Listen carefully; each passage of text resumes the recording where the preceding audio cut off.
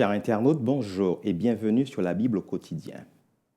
Nous allons continuer notre thème sur le livre de Luc avec pour sujet aujourd'hui suivre Jésus au quotidien.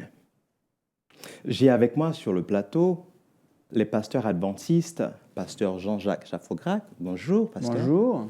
Et le pasteur Eddie Carneva. Bonjour, pasteur. Bonjour. Nous sommes vraiment très heureux d'être avec vous. Pour commencer, nous allons prier. Pasteur Chaffograc, voudras-tu prier avec nous? Notre Dieu, notre Père Céleste, alors que nous voulons approfondir ta parole, puisses-tu par ton Esprit Saint nous guider, nous diriger, et que nous en soyons enrichis. Au nom de Jésus-Christ. Amen. Amen. Suivre Jésus au quotidien, est-ce une chose facile? Pasteur, j'ai une question. Y a-t-il un prérequis pour pouvoir suivre Jésus? C'est vrai que lorsque nous lisons les évangiles, nous voyons que Jésus était ouvert à tous. Des hommes de toute culture, de toute nation, de tout peuple, de tout métier, devrais-je dire, eh bien, ont été appelés à suivre Jésus-Christ. Et généralement, ils venaient à Jésus tels qu'ils étaient. Ils venaient avec leurs forces, leurs faiblesses, leurs doutes. Il y a même cet homme qui a dit « Seigneur, viens au secours de mon incrédulité ». Même les incrédules pouvaient s'engager dans cette voie. Donc, pour suivre Jésus, il n'y a pas de prérequis. Il nous accepte tels que nous sommes. Et c'est à partir de cette rencontre avec Jésus que toutes les choses vont être bouleversées dans l'existence de celui qui fait le choix de suivre. Sur pasteur Carneva, comment suivre Jésus? Je dirais déjà qu'il faut déjà reconnaître que Jésus est un personnage digne d'être suivi. L'a-t-on déjà entendu? L'a-t-on déjà écouté? Cela signifie donc qu'il faut déjà avoir entendu de lui, avoir reconnu que c'était une voix qui nécessitait notre attention, qu'il a quelque chose de bon à me dire, à moi. Donc, quelque part, il éveille ma curiosité, il éveille ma sensibilité. Et donc, je peux espérer recevoir quelque chose de lui. Peut-être pas pour lui donner quelque chose d'emblée, parce qu'on n'aime pas donner à quelqu'un qu'on ne connaît pas déjà. Ne serait-ce que sa confiance. Donc, pour revenir sur ta question, je crois qu'il y a une démarche qui convient pour suivre Jésus. Donc, première chose, recevoir une parole de sa part. Et ensuite, entendre l'invitation qu'il nous fait. D'accord. La question que je voudrais en fait poser, pasteur Chaffograc, c'est que dans le monde dans lequel nous vivons, souvent on entend l'idée qu'est-ce qu'il y a à gagner en fait. Qu'y a-t-il à gagner à suivre Jésus? Est-ce qu'il y a des règles, des devoirs et des avantages à le suivre?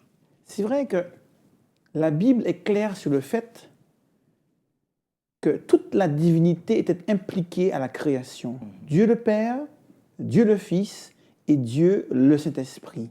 À partir de là, si je reconnais Jésus comme le Créateur, ce que nous affirme Jean dans son évangile, au commencement était la parole était avec Dieu, la parole était Dieu, toutes choses ont été faites par elle, et rien de ce qui a été fait n'a été fait sans elle. Cette parole devenue chair, nous avons contemplé sa gloire, celle du Fils unique venu du Père. À partir du moment où l'on reconnaît Jésus-Christ comme créateur, eh bien on prend conscience que s'il nous a créés, il sait mieux que tout autre ce qui est bon pour notre épanouissement. Lorsque nous achetons une voiture, nous faisons confiance au constructeur pour savoir comment l'entretenir, quel type de carburant mettre dans le véhicule. Et les instructions, nous les suivons parce que nous faisons confiance au constructeur. À partir de là, si je reconnais Jésus comme mon créateur, je fais le choix de lui faire confiance pour savoir quoi faire. Et il devient ma référence, la source de mes valeurs parce que je sais que s'il m'a créé, il sait mieux que tout autre comment m'aider à vivre une vie pleine et épanouie. Nous avons quelque chose de lui, et là, nous devons l'accepter. D'accord? Mais les internautes peuvent se poser la question, est-ce qu'il y a l'option? Est-ce qu'on peut choisir de vivre sans Jésus? Et là, je m'adresse à vous deux. Je commence d'abord par le pasteur. D'une manière générale, si on ferait les statistiques de la rue, on se rendrait compte que beaucoup de personnes ont fait le choix de vivre sans Jésus. Et donc je dirais, au jour d'aujourd'hui, si. Et donc c'est toujours un choix de décider de suivre Jésus. On a reconnu qu'il est notre Seigneur, qu'il est un sauveur. On a reconnu donc qu'il nous aime. Et donc, le fait de le suivre, c'est une réponse à son amour. Et donc, en suivant Jésus, on reconnaît qu'on a tout à gagner. Et la question, qu'est-ce qu'on peut gagner? Qu'est-ce qu'on gagne avec Jésus? C'est la satisfaction d'être quelqu'un de valeur, parce que Dieu nous a créés, il nous donne la vie et il nous promet, d'après toutes les promesses qu'on a dans la Bible, il nous promet de vivre avec lui pour toujours.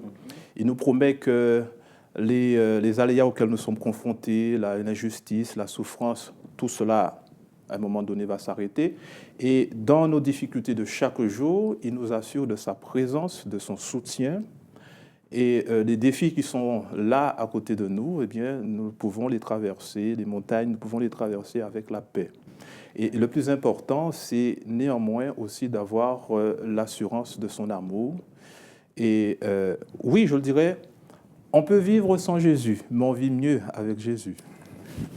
Ce qui est extraordinaire avec Dieu, c'est qu'en dépit de sa toute-puissance, de sa grande force, de sa grandeur, il a voulu créer des êtres libres. Et il nous a dit, je vous aime tant, que je vous veux libre même de me quitter. Si vous écoutez une relation de couple, on imagine un homme qui aime tellement sa femme qu'il l'enferme à clé chaque fois qu'il quitte la maison. Cette femme serait-elle heureuse? Pas du tout. Dieu n'a pas voulu enfermer l'homme dans un système où il ne puisse choisir. Il lui a dit, je t'aime. Et puisque je t'aime, je ne saurais concevoir une relation autre que celle basée sur la confiance et l'amour. Alors oui, tu es libre, même libre de me quitter et de vivre sans moi. Mais il désire ardemment que nous puissions vivre avec lui, parce qu'il sait que celui qui vit sans lui ne peut vivre que peu de temps et malheureux. Parce qu'il n'y a pas de vie en dehors de Dieu. Toute vie procède de Dieu. À partir de là, faire le choix de vivre avec Dieu, c'est faire le choix de vivre éternellement. Faire le choix de vivre sans Jésus, c'est faire le choix de vivre, oui, mais une vie de tristesse, une vie peut-être encombrée par tous les méandres du péché. Une vie sans espérance. Une vie sans espoir et une vie à court terme. À court terme. Merci, merci. J'ai un texte, en fait, que j'aurais aimé qu'on puisse lire. C'est Luc 12, le verset 1 à 3. Luc 12, le verset 1 à 3.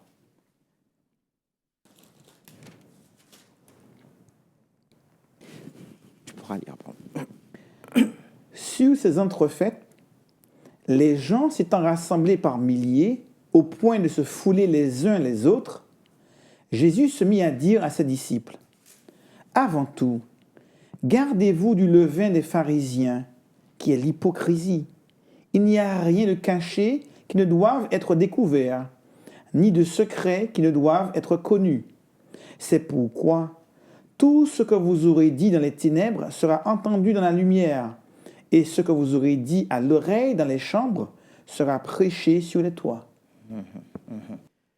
Nous vivons en communauté, parce que Jésus, nous ne le voyons pas. Mais finalement, nous comprenons bien la problématique, puisqu'en vivant en communauté, il y a souvent des difficultés en fait, à vivre les uns avec les autres. Et ce texte m'interpelle dans le sens où j'ai entendu quelqu'un qui disait « Je n'aurais pas eu de problème avec Jésus-Christ si mon premier contact n'avait pas été avec certains de ses disciples. » C'est quand même quelque chose qui est très interpellant. Parce qu'en lisant les évangiles, nous voyons visiblement qu'il y avait vraiment un sérieux blocage entre Jésus et les leaders de l'époque, les pharisiens, les docteurs de la loi. La question que j'aurais aimé poser, c'est est-ce qu'il y a une bonne et une mauvaise manière de suivre Jésus-Christ? C'est une question qui hante l'esprit de nombreux chrétiens. Comment suivre Jésus? Et c'est vrai que malheureusement, sans parler même de ces responsables religieux juifs à l'époque de Jésus, lorsqu'on prend l'histoire de l'Église chrétienne à travers les siècles, on se rend compte que malheureusement, même encore aujourd'hui, de nombreux leaders ou responsables religieux, quelle que soit leur dénomination d'appartenance, eh bien, ne sont pas les leaders qu'ils auraient pu être. Et sans parler de leaders, on parle des disciples eux-mêmes. Comment concevons-nous l'Église? Comme un club pour saints? Ou un château fort qui nous protège des dangers extérieurs? Ou comme un hôpital où il y a des gens à la recherche de guérison? Et je crois que les leaders ne font pas exception. Et que malheureusement, eh bien, on retrouve encore dans l'Église, comme à l'époque de Jésus, eh bien, des disciples qui, par leur témoignage, deviennent des pierres d'achoppement. Des leaders qui, par leur témoignage, peuvent être des pierres d'achoppement pour ceux qui sont à la recherche de Jésus et qui voudraient le suivre. Jésus, l'apôtre Paul disait, invitait l'Église à l'imiter comme lui-même, il imitait le Christ. J'imagine cette route où Jésus marche et les disciples le suivent. C'est ça le fait même d'un disciple, c'est quelqu'un qui suit un maître et qui suit. L'invitation qui nous est faite, c'est de suivre Jésus. Tu dois faire remarquer, il y a des personnes qui suivent Jésus différemment. Quelle est la bonne manière, quelle est la mauvaise manière? En tout cas, il y a une mise en garde dans le texte que tu nous as proposé, il y a une mise en garde. Jésus dit, gardez-vous du levain des pharisiens, de l'hypocrisie, de ce jeu de comédie. Le mot hypocrisie, hypocrité signifie comédie, de ce jeu de comédie. C'est-à-dire qu'il y a une démarche qui donne l'impression de suivre Jésus, mais au fond, ce n'est pas vraiment le cas. Donc, comment affirmer, montrer quelque chose que l'on ne vit pas soi-même? On peut effectivement se défaire d'une attitude pharisaïque qui est de montrer l'extérieur, d'être sur la route, mais en réalité, il n'y a pas de transformation, il n'y a pas un vécu qui a l'imitation du Christ. Parce que suivre Jésus, c'est l'imiter en toute chose. Ce n'est pas le suivre sur un bout de chemin, sur un aspect de simplement apprécier une spiritualité, être dans l'Église, comme Jésus a été dans l'Église, mais c'est dans tout le comportement. Et c'est vrai que certains comportements peuvent dissuader d'autres personnes de suivre Jésus. Alors Jésus avait bien dit, a eu l'occasion de le dire, si quelqu'un veut me suivre, qu'il renonce à lui-même, qu'il se charge de sa croix et qu'il me suive. En réalité, Jésus ne dit que de faire ce qu'il a fait lui-même. Jésus a renoncé à ce qui faisait sa gloire. Il était dans le ciel même. Il est descendu pour vivre dans les contingences de l'homme, sans commettre de péché, évidemment. Mais il a démontré qu'il était capable de sortir d'une situation d'aise pour venir au service de l'autre. Jusqu'à la croix, jusqu'à mourir. Et d'une manière générale, c'est ce que Jésus nous invite à faire. À nous dépasser, à dépasser ce qui nous fait plaisir, nos intérêts propres, et à chercher l'intérêt de l'autre, le salut de l'autre, quitte à ce que ça passe par le mépris qu'on peut avoir de nous, quitte à ce que ça passe par les mauvaises considérations qu'on peut avoir de nous. C'est ce qu'a vécu Jésus. D'accord, pasteur. Mais c'est un piège qui peut être tendu et qui menace chaque chrétien. On a un idéal élevé. Le chrétien sincère engagé, il veut être à la ressemblance de son maître, de Jésus-Christ. Il veut le suivre pleinement. Et sans s'en rendre compte, il devient sensible non seulement à l'idéal qui est le sien, mais à l'image que lui renvoie ce qui l'entoure. Ouais. Et en voulant être un exemple pour les autres, petit à petit, il peut glisser insidieusement vers une relation qui est une relation de façade. Le devoir d'exemple, le devoir de montrer que l'on est un responsable religieux ou un disciple conforme à ce que nous prêchons ou proclamons. Et sans se rendre compte, on peut se retrouver dans la situation de ces pharisiens qui voulaient tellement soigner la façade qu'ils en oubliaient le fond, le cœur même de l'évangile, l'amour que seul Dieu peut donner. C'est vraiment bien, parce que en percevant Jésus-Christ, qui est le modèle parfait, il y a des gens qui essaient de s'intercaler entre Jésus-Christ et nous. Cela crée vraiment ce sentiment de peur aussi par moment. On ne peut pas vivre comme on l'aurait souhaité.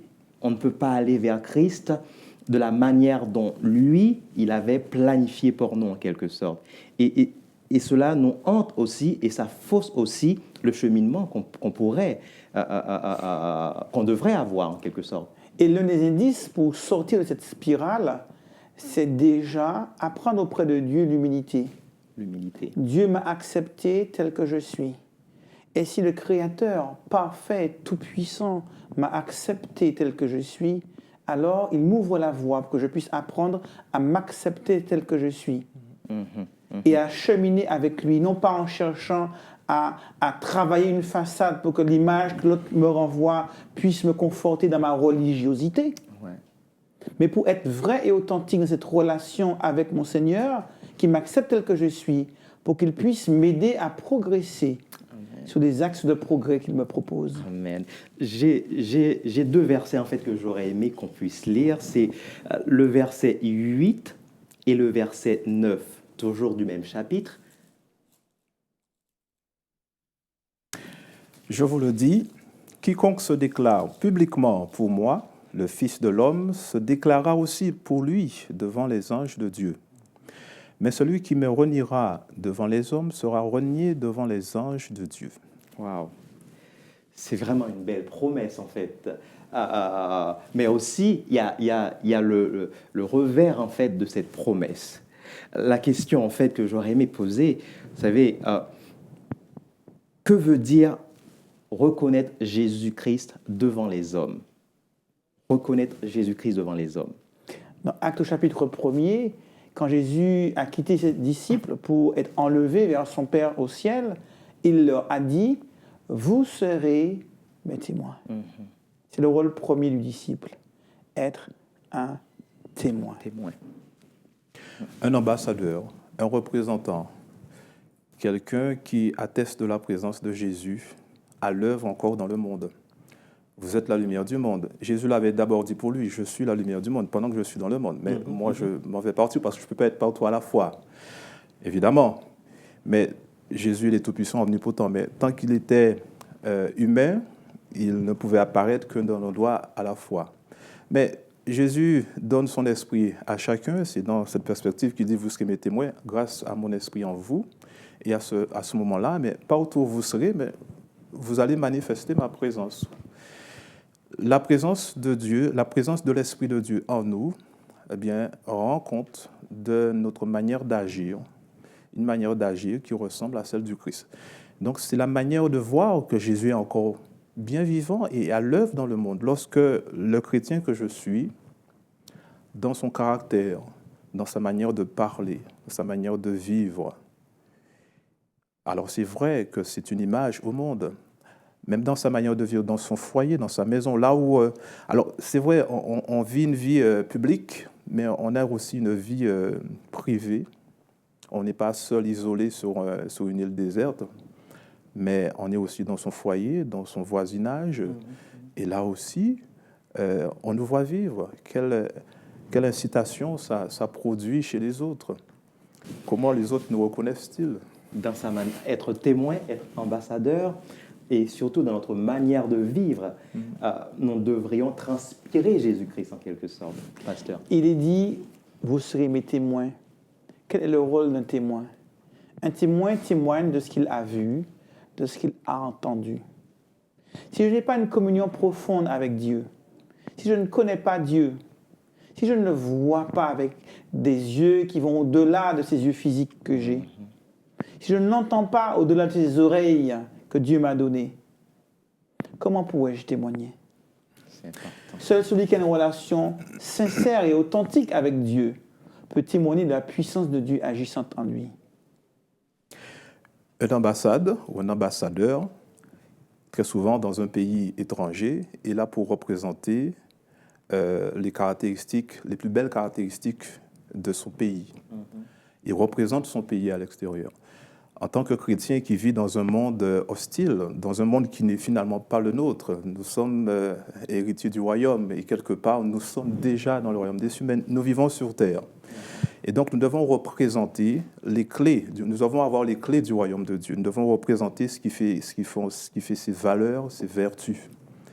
Et donc, si nous ne sommes pas porteurs de ces emblèmes du Christ, malheureusement, nous sommes de faux chrétiens. Nous faisons ce qu'on appelle les hypocrites, la comédie. Ouais, hypocritesse. Qu'est-ce qui pourrait nous pousser à renier Jésus? Ça, c'est l'autre aspect, en fait, de ce verset. C'est vrai que, lorsqu'on parle de reniement, on parle de quelqu'un qui avait déjà commencé à suivre Christ, qui avait déjà, s'était déjà connecté à Jésus. Ceux qui ne connaissent pas Christ ne peuvent pas renier ceux qui ne connaissent pas. D'accord. Si on parle de reniement, c'est que j'ai à un moment donné fait le choix de suivre, j'ai eu ce contact, j'ai vécu cette rencontre avec Jésus et finalement je l'ai rejeté. Et c'est vrai qu'il y a de nombreux facteurs qui peuvent nous expliquer pourquoi certains font le choix du reniement. Et souvent, ce n'est pas un choix dramatique, conscient, qui fait que je décide de vivre sans Jésus. Malheureusement, c'est beaucoup plus insidieux. Petit à petit, subrepticement, les préoccupations de l'existence, les difficultés de la vie, l'attrait des plaisirs, les amis, le travail, les ambitions personnelles vont nous amener à faire passer au second plan les choses spirituelles. Et lorsque Dieu cesse d'avoir la première place dans ma vie, pour n'avoir que la deuxième, eh bien, il est déjà dans un processus où très bientôt, il aura la troisième, puis la quatrième place. À tel point que bientôt, il aura une place tellement lointaine dans mes priorités et dans ma vie que je ne percevrai même plus. Et sans m'en rendre compte, j'aurai renié mon Seigneur. Quand Pierre a renié Jésus-Christ, il était convaincu que ça ne lui arriverait jamais. Je suis prêt à mourir avec toi s'il le faut. Et bien souvent, il nous faut nous méfier de nous-mêmes. Parce que le reniement n'est jamais un acte que l'on décide un matin. C'est lorsqu'on a déjà renié depuis bien longtemps qu'on s'en rend compte qu'il n'est plus dans notre vie. En un mot, on ne planifie pas de renier. C'est quelque chose qui commence petit à petit. Pasteur. Oui, et je pense qu'il faut bien faire la différence entre la trahison et le reniement. Judas a trahi, il a fait le choix d'abandonner la voie de Christ. C'est comme ceux qui se sont engagés dans cette voie, ils se sont dit, bon, ben maintenant je change de voie, je plaide pour ma justice, je plaide pour mon chemin, pour mes objectifs personnels, pour mon royaume à moi tel que je le conçois, un petit peu comme a vu Judas. Mais Pierre en particulier qui renie, il est conscient qu'il aime Jésus, il attend de Jésus, il prie Jésus, il a une relation avec Jésus, il regarde de loin, il est là, il est un des seuls disciples d'ailleurs qui est là dans la cour au loin en train de regarder qu'est-ce qui se passe. Donc il porte un intérêt certain à la cause du Christ. Seulement, dans son reniement ouvert, il dit non, moi je ne connais pas Jésus, et je suis d'accord avec ce que Jean-Jacques dit, que même si on ne le dit pas, je ne connais pas Jésus, mais dans ma manière de faire, de dire les choses, je montre que Jésus n'a pas fait ce travail en moi, je ne représente pas Jésus. Et dans ce sens-là, je le renie, je considère mes intérêts personnels avant tout. Et à ce moment-là, bon, je ne reconnais pas Jésus dans ma vie. Et on ne le reconnaît pas à ce moment-là. C'est les autres qui ne le reconnaissent pas. Moi, je suis peut-être conscient que j'aime Jésus, mais les autres ne le voient pas. C'est un reniement. Merci. Le mot de la fin, en quelques instants pour pouvoir vraiment conclure. Suivre Christ, c'est une des plus belles choses qui puissent arriver à l'être humain. Parce que le choix de le suivre, c'est le choix de la vie. Le choix de le suivre, c'est le choix du bonheur. Le choix de le suivre, c'est le choix de la vie éternelle. Amen. Celui qui porte en lui cette espérance, qui découvre les trésors cachés en Jésus-Christ, aura envie non seulement de le suivre, mais d'inviter les autres à le suivre également. C'est bien. Pasteur. Oui, Jésus a eu l'occasion de dire, celui qui veut me suivre, il doit renoncer à lui-même.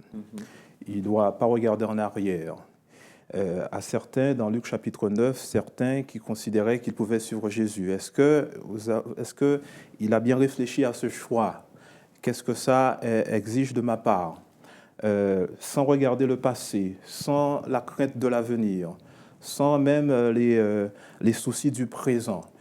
Parce qu'il considère que c'est la plus belle chose qui soit, il a une vue fixée sur Jésus, c'est une vie de reconnaissance envers Jésus, il ne se pose pas de questions. Dès lors qu'il se dit, bon, mais si je suis Jésus, bon, mais alors je risque de perdre ceci, mais alors il y a ça. Alors, il risque d'hésiter, et hésiter, finalement, il ne se met pas sur le chemin. Je pense que quand on suit Jésus, on est admiratif de ce qu'il a fait pour nous, on est tellement reconnaissant de ce qu'il est pour nous, alors voilà, on se jette et on se dit, Seigneur, merci de me donner cette chance de te connaître et de te suivre. Amen, amen. Les disciples ont prié et ont demandé à ce que leur foi soit augmentée. De nos jours, je pense que Jésus-Christ est toujours en attente que nous puissions venir vers lui. Et ceux qui sont disposés à le suivre ne regrettent pas. C'est un parcours, en fait, de tous les jours. Il y a cette différence, ce combat constant entre le charnel et le spirituel. La nature humaine est si éloignée, en fait, de la nature divine que nous ne pouvons y arriver seuls. C'est pour cela que nous avons vraiment intérêt à fixer le regard, à fixer les yeux sur Jésus-Christ. Il a dit une chose, « Je serai avec vous tous les jours ». Chers internautes, nous vous encourageons à continuer à étudier, à prier, à faire cette démarche, en fait, de suivre Jésus et vous ne regretterez jamais le choix que vous aurez fait de le suivre. Amen. Nous vous disons à bientôt. Merci pasteur et à bientôt.